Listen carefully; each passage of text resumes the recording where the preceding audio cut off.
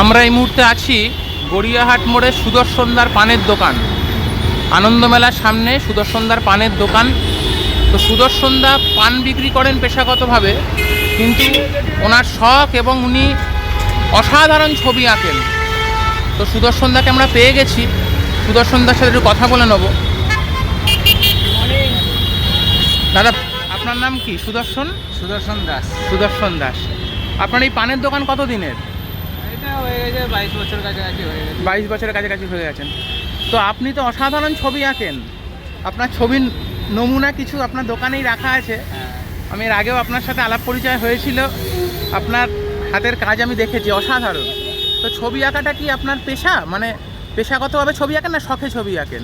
শখে আঁকি, যদি কেউ বলে তবে তাও ছবি বানিয়ে দিই। আচ্ছা, তো আপনি ছবি আঁকা শিখেছেন আগে? না না, আমি নিজে থেকেই শিখেছি। নিজের থেকেই ছবি আঁকেন? তো ছোটোবেলা থেকেই ছবি আঁকেন? হ্যাঁ, ছোটোবেলা থেকে।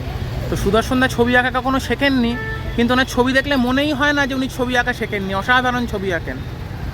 ছবি নিয়ে আপনি পরবর্তীকালে কিছু করার কথা ভাবেননি কখন? আপনি এত সুন্দর ছবি আঁকেন, এই ছবিটাকে নিয়ে কিছু করা যায় এরকম কখনো ভাবেন? না, সেরকম কিছু হয়নি। তাও কতগুলো টিভি চ্যানেল হয়েছিল, কিন্তু সেখান থেকেও কিছু খবর আসেনি।